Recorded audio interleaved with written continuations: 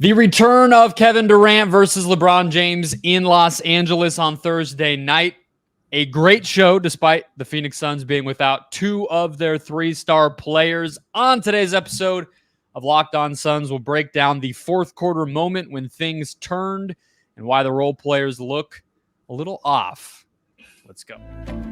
You are Locked On Suns, your daily Phoenix Suns podcast. Part of the Locked On Podcast Network. Your team every day.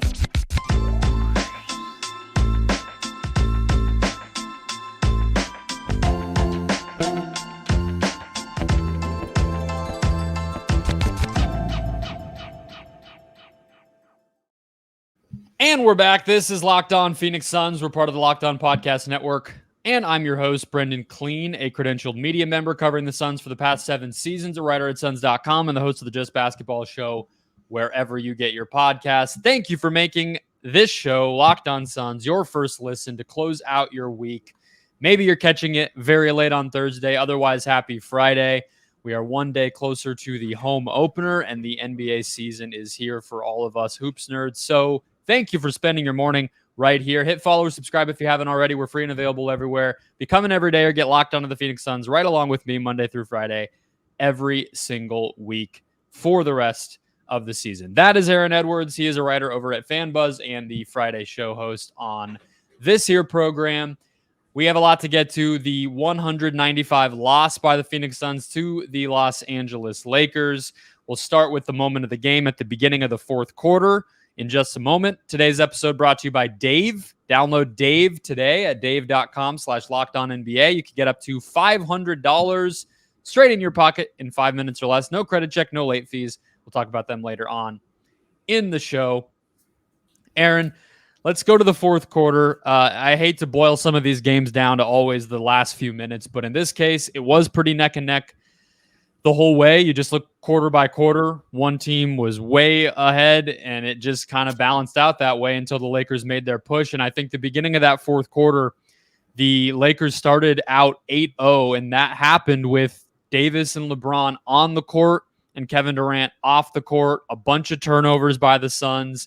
Not a lot of plan or real structure on offense. And the Suns had a chance late, don't get me wrong, but if they have a different rotation or the guys that were on the court are able to just get the job done a little bit, I think the Suns, it's maybe a one-possession game in their favor by the end.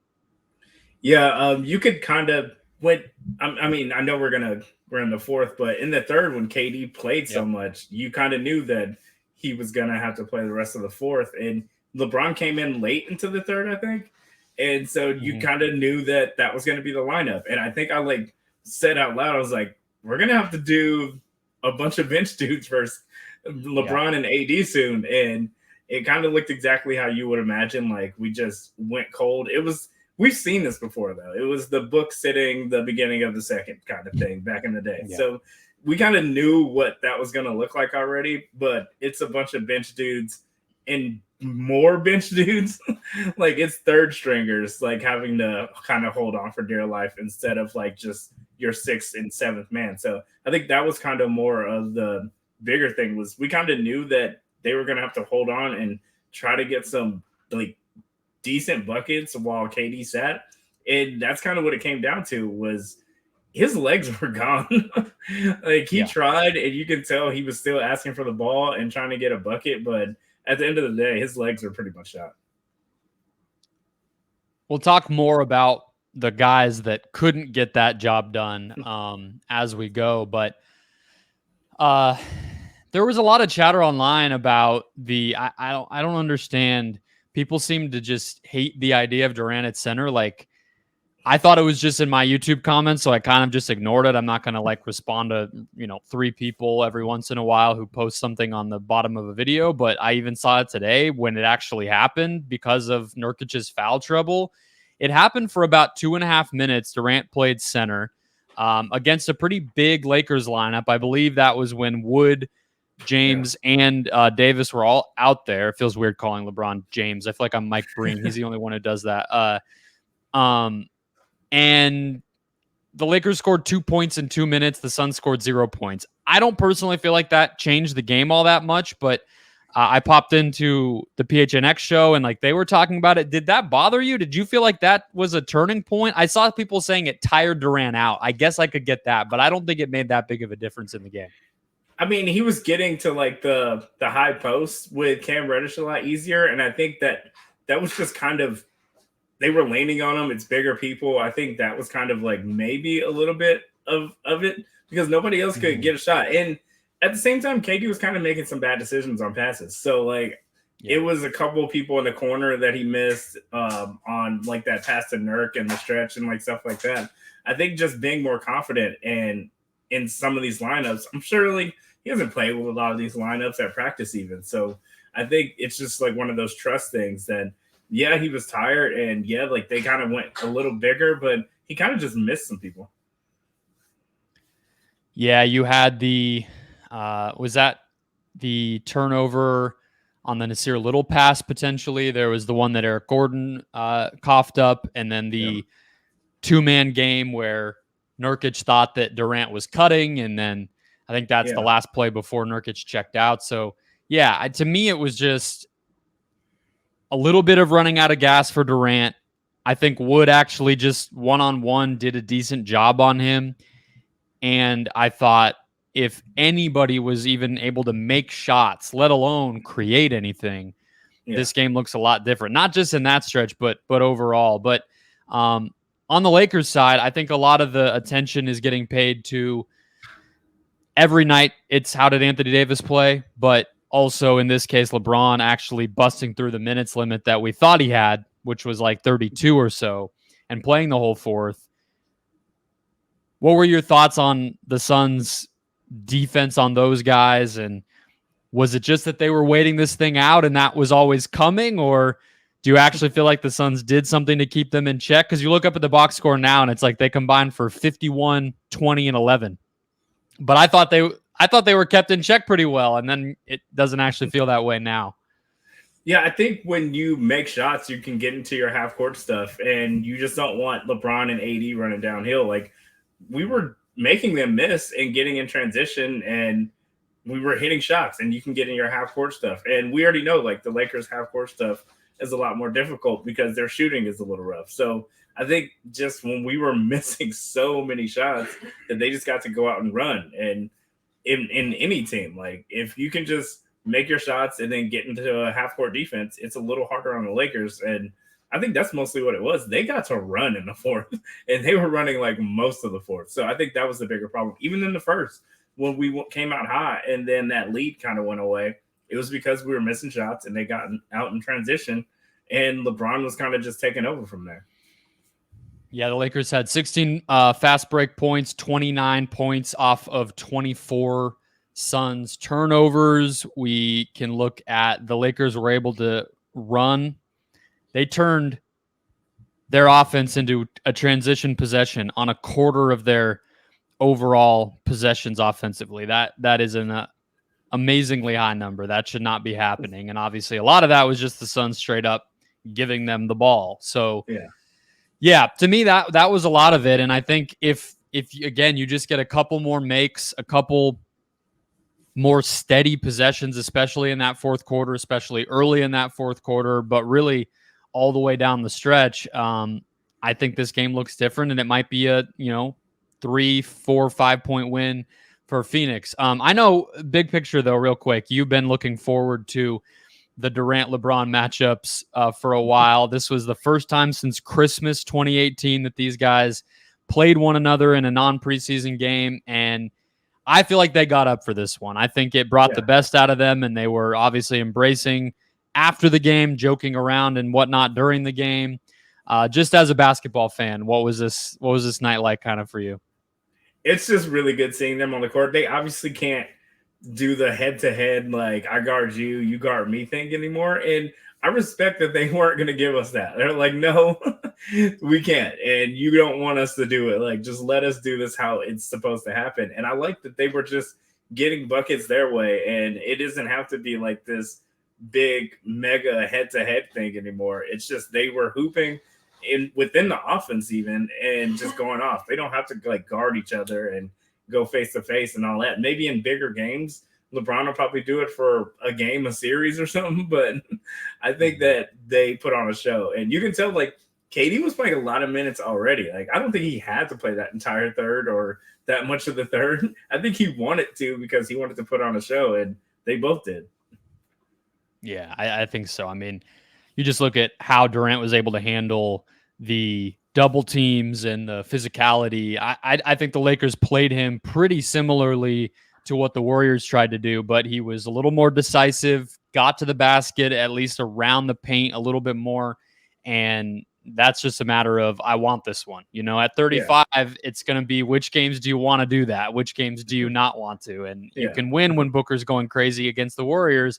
In this one, it's like, all right, am I going to just lose by 20 tonight, or am I going to do a little bit more and, rise to the occasion? And he has that. Of course he has that. So we got to see a little bit of it. In that fourth quarter, until there was 8 seconds left in the game, the Suns only scored 11 points total. That 8-second mark, Jordan Goodwin made a layup. That was the only other Sun to score in the fourth quarter. KD scored 9 of the 11. So let's switch over, talk about the other guys a little bit more in depth as we get to our main takeaway from this 195 loss by the Phoenix Suns. First, today's show brought to you by Dave. At one time or another, we all need a little financial help. That's why Dave is great. Dave can get you cash when you need a hand between paychecks and can help you build credit by settling extra cash advances on time.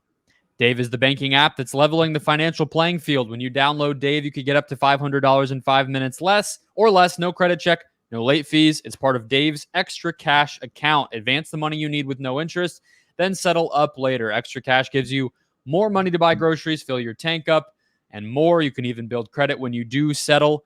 Millions of people have downloaded the Dave app to make their finances a little easier. So if you're in a pinch, get the help you need by downloading Dave. Download Dave today at dave.com/LockedOnNBA. That's dave.com/LockedOnNBA. $500 in 5 minutes or less. No credit check, no late fees. Download the Dave app or go to dave.com/LockedOnNBA for terms and conditions. Go to dave.com/legal. Eligibility criteria and instant transfer fees apply. Banking service provided by Evolve, member FDIC.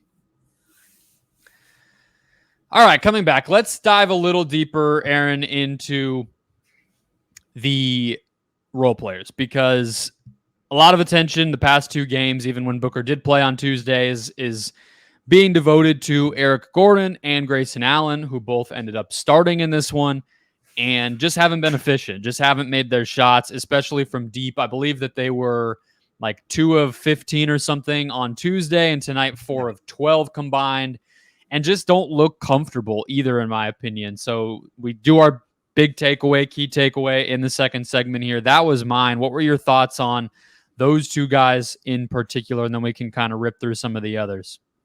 I mean, at times they looked like they were comfortable within the offense and attacking and making decisions, like in the first half.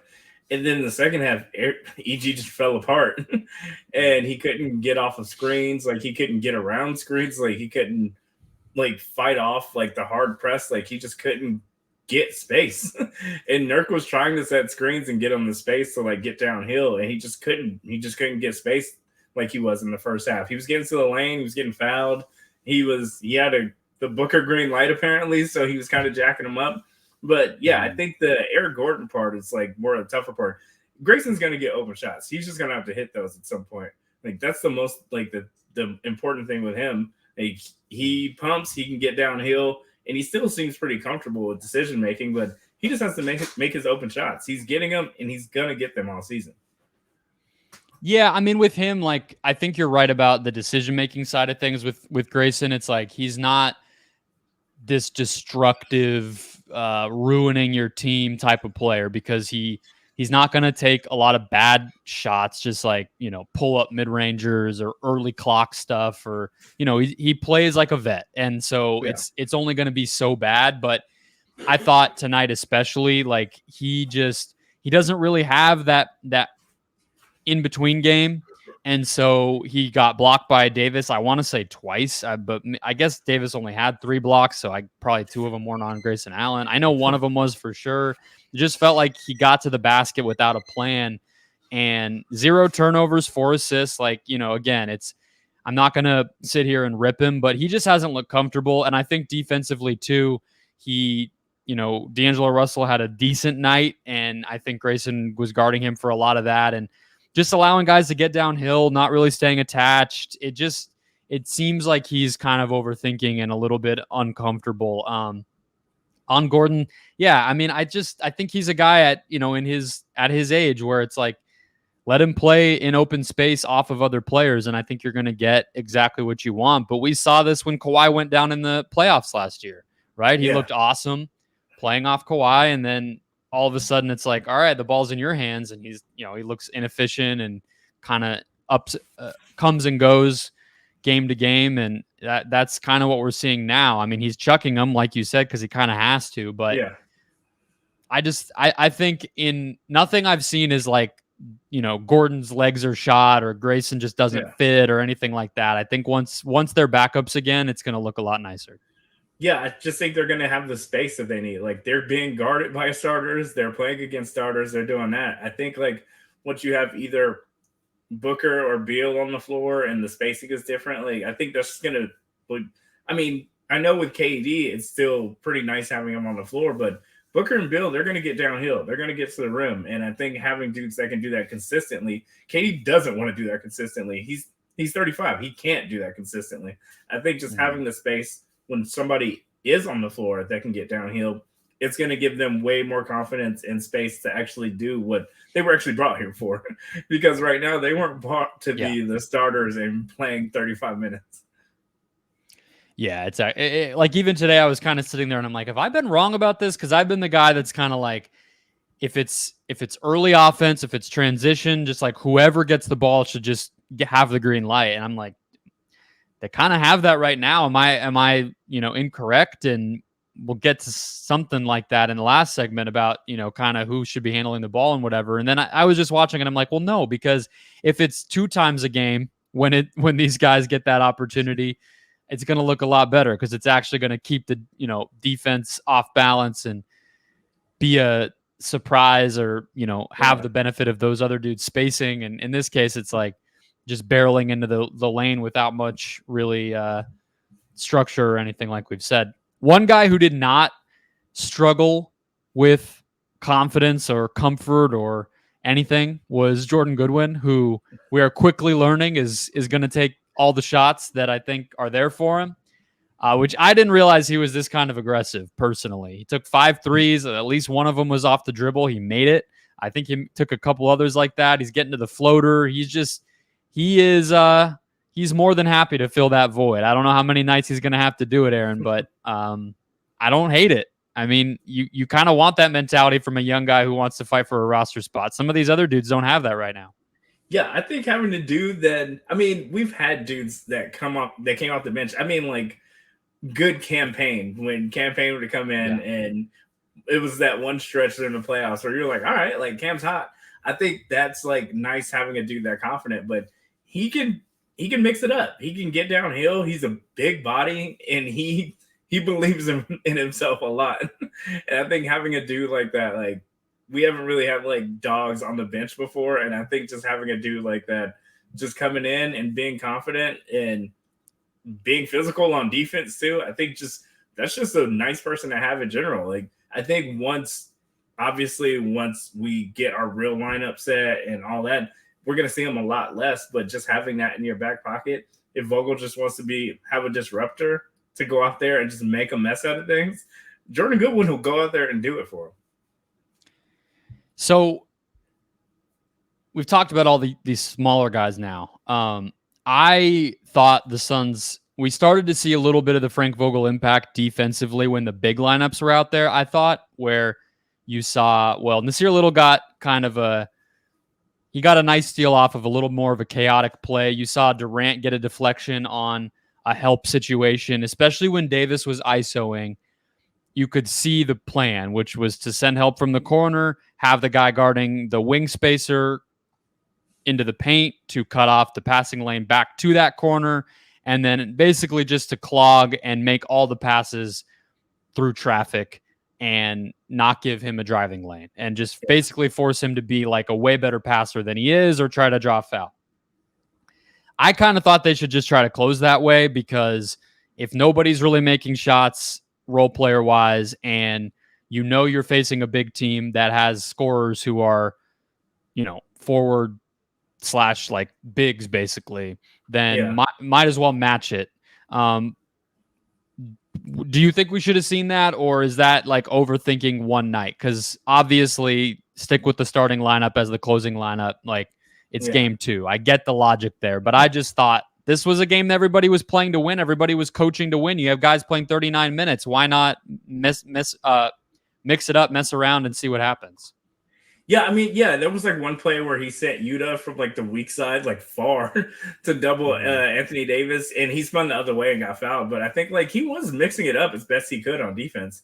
I think it was just kind of one of those bodies situations. Like Yuta, he had like some fun parts, but he can't really get the spacing that you need him to get when there's no real guards out there. So I think like that was kind of, he was just working with what he had, and AD was just getting the switches that he wanted. Like he got switched on to Gordon once. They were in transition. So it was just picking up the man that's running at you.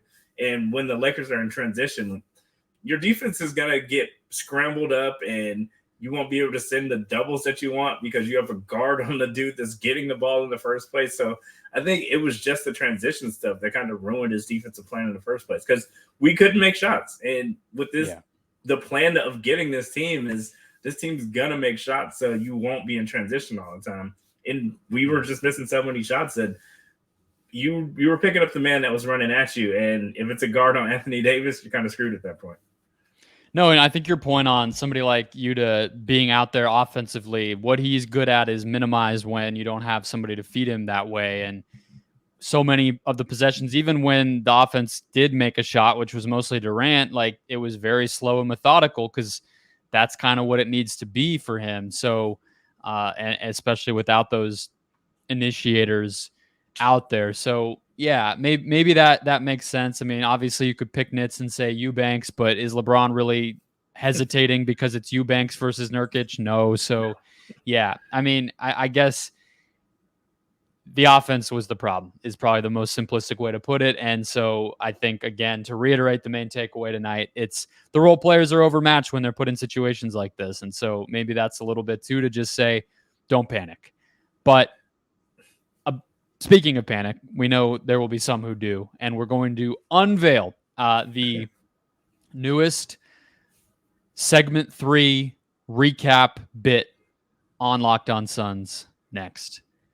First, today's show brought to you by Jase Medical. There can be a ton of uncertainty out there in the big wide world, and Jase Medical is a personalized emergency medication kit with 5 essential antibiotics, not only to treat things that may happen to you unexpectedly, but also to have the peace of mind with those life-saving antibiotics, so that if something does happen that makes you unable to leave and go get it, it's already there for you. Jase Medical offers customizability for that Jase case with dozens of add-on medications that fit you and your family's needs. They're continually working to expand the offerings of what they do have. And you can also take advantage of their gift cards, which they just added as well, if you'd like to deliver these antibiotics and medications to somebody that you know, maybe who already wouldn't be able to get it for themselves, and have that mailed right to their door, maybe an out-of-state relative, an out-of-state loved one. Go to jasemedical.com, enter the promo code LOCKEDON at checkout for a $20 discount on your order. It is a first aid kit for antibiotics. Who wouldn't benefit? Promo code LOCKEDON at Jase Medical, JASE Medical.com. Today's show also brought to you by Prize Picks. Prize Picks has come in, and they have fixed daily fantasy sports. You have your unit of 6 up to 6 picks, and you are picking more or less than Prize Picks player projection. And that can be across all sports. It's not you versus an opponent. It's not you versus a league. It's not even you versus a pool. It is just you versus those projections. They offer quick withdrawals, easy gameplay, an enormous selection of players and stat types, making Prize Picks the #1 daily fantasy sports app. They also offer weekly promotions like Taco Tuesday, where they give you a 25% discount to provide even more value. So go to prizepicks.com/LockedOnNBA. Use the code LockedOnNBA for a first deposit match up to $100. That's Locked On NBA at checkout, or go to prizepicks.com/LockedOnNBA directly. Prize Picks, daily fantasy sports made easy. All right, let's close it out, Aaron. The new wonderful last segment bit that we're going to go back to not every game, many times this year, because the Suns are certain to be talked about on the national scale in a way that they even weren't in like the past couple of years, is going to be called the Phoenix Suns pre-take. And it's not directly a first take thing, but we could just call it that. Basically, what in the morning are Suns fans going to wake up and hear the national talking heads saying about this team that's going to bother them, frustrate them, make them scream, but have maybe a little truth to it? So I'll present you the first one today, which is, you can see it on the Chiron, that orange and black first take, just wonderful, beautiful graphic will say, do the Phoenix Suns need a point guard? 16 assists tonight, 20 turnovers. It was similarly ugly until the very end of Tuesday's win in Golden State. And it was already the easy thing to pull on about this team before any of this. And they're going to ignore that the guys have been injured. They're going to ignore that it's game 2.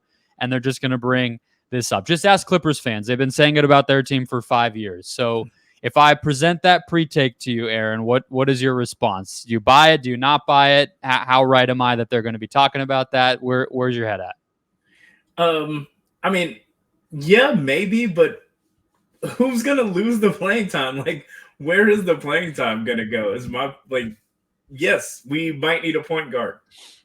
Who doesn't play now? That's my point. So, yeah, yes, maybe we do, but I think us figuring each other out and figuring out how to play together and getting meshed matters more than a point guard. I think they'll figure that part out later. If we do need a point guard, I just don't know where they would play anyway. So, yeah, maybe they'll say that, but I just don't know where the minutes are going to go. Yeah, I mean, you're talking about probably playing even smaller than they already are. Yeah. I think part of why I wanted to bring this one up, though, is if I were, Suns faithful, maybe JJ has our back here, I don't know, and I was on first take, I would just immediately turn it into more fuel for the Devin Booker MVP candidacy. Well, he's their point guard, and look what happens on Tuesday when you have him, and now look what happens on Thursday when you don't. They should hire me as a producer, because I think that's what it's going to be, right? Because I think it might actually end up feeding the other narrative about the Suns, which is that Booker is just taking that leap, and that was what you heard after Tuesday's game. So we'll see what happens, but I think when he's out there, that problem goes away. Yeah, I think that when you have we had 2 ball handling guards out there, but they just aren't Beal and Devin Booker. And Booker is a willing point guard now. Eric Gordon, he's a shooting guard through and through. Like, he was passing the ball, but he wasn't like passing the ball and setting up and doing that. And Grayson, like, he just doesn't look comfortable enough to initiate the offense like that. So yeah, like, they are guards technically, but they were just 2 shooting guards out there. I think having Book and Beal being a willing passer, that'll fix everything. We also do box score oddity on these, and we can close there. I think I, on Tuesday, brought up Yusuf Nurkic vibe check, which can replace the bench mob vibe check from previous years, because it's already proving to be somewhat of a roller coaster with Yusuf Nurkic. But the box score stat, it's not really in the box score, but the stat that I want to point to is the Lakers took 42% of their shots tonight at the basket, which is in the 93rd percentile among all of the logged games on Cleaning the Glass. They have the little number next to it that shows you, like, context-wise, is this good or bad? And I will give everybody the hint that allowing your opponent to shoot almost half their shots at the basket is bad, and they made 80% of them almost. So to me, that's just as important as the 5 fouls for Nurkic, and then you have LeBron just carving him up late. We don't have to do the should they have played somebody else part of this, but I just think this is kind of the bad side of having Nurkic on this team, Aaron, is like there's going to be nights like this where teams get downhill and you're kind of cooked, and there's not really a pivot unless you just want to go small or try something crazy. Yeah, I mean, the scenario, like, you don't want Nurk closing games. And I think even when we made that trade, we're like, there's no way Nurk's playing fourth quarters, though. But he's had to, because Vogel doesn't want to go KD at the 5 with Goodwin and Grayson Allen and Gordon. That's not what the plan is for. I think that's a wasting KD at the 5, if anything. So, yeah, he still has to go big, even when teams go small. And he has a very tough defensive center out there. Like, I think he's still, like, he has to wait to do the stuff that he really wants to do, because having KD play the 5 with a bunch of bench dudes just wasn't the plan. And I think doing it now would just be pointless. And we aren't going to have time to constantly be talking about these guys if they're not producing, because that ends up meaning that they're not relevant to the game very much. But Nasir Little looked, outside of the one steal I mentioned, didn't really impact the game, missed 2 threes, really front rimmed one of them. And Keita Bates-Diop's not in this rotation.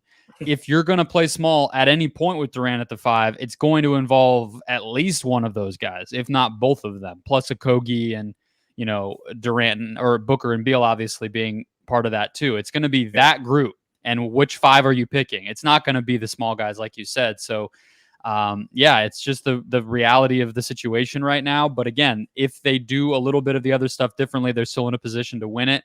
I want to just briefly say too, Chimezie Metu, I saw some chatter about him. Is it him? He's not a center. So if Kevin Durant is on the court with Chimezie Metu, Kevin Durant is doing the center stuff, not Chimezie Metu. Just like, I don't know why people think that man is like some sort of Draymond Green out there. It's not what he is. So if he's just sort of a weak side rim protector help guy too, he's basically the Nasir Little in that lineup. He's not going to be the guy that solves that problem. So, unless you're going to convince me Bol Bol's going to come out there, or, the two-way guy or anything else, like, they're kind of stuck with, is it Nurkic or Eubanks? Yeah. And I think Eubanks just had a rough game today, but I think having a more athletic dude obviously is makes more sense once he gets his feet under him. But once again, they're playing with lineups that they didn't expect to play with. Yeah, you're the biggest Eubanks fan here, I think, in all of Phoenix. Did you have anything to do with that tampering, the second round pick situation? Were you on the calls? I feel like you've been his champion. I'm wondering if you maybe set that meeting up, or got some under the table money from Mr. Ishbia to make all that happen. You think I need to convince James Jones to ruin a draft pick that he doesn't want to use? I think James Jones is going to do that on his own. Save some scouting money, just have a reason to not keep making all these damn trades that his owner's trying to make him make. Yeah, maybe it was the long game there. Maybe that was on purpose. They leaked the text themselves to the league. They're like, here, check these out. We talked to Drew June 28th. Don't tell anybody. And then James Jones is like, I don't have to watch March Madness anymore. I love this. He wasn't going to watch a single college game anyway, but now he's happy he doesn't have to. It's like, have you seen the golf courses in Phoenix during March? Like, I'm not trying to go to Indianapolis or some random place. I would like to stay here, watch my team, and Denver can forfeit its pick, and we won't have one of our own. Yeah, I think that's what happened. But yeah, we'll see. I thought Eubanks had some decent moments overall, but Davis just physically is such a force that it's a hard one. But all right, that will wrap us up. We have much more between these two teams and obviously in Suns land to talk about. We won't overreact to one loss. We'll see if these guys play Saturday. We'll have a reaction to the home opener against the Jazz on Sunday evening into Monday for you guys, and then 2 games against Victor Wembanyama and the Spurs next week. So hit follow or subscribe if you have not already. Get all that content.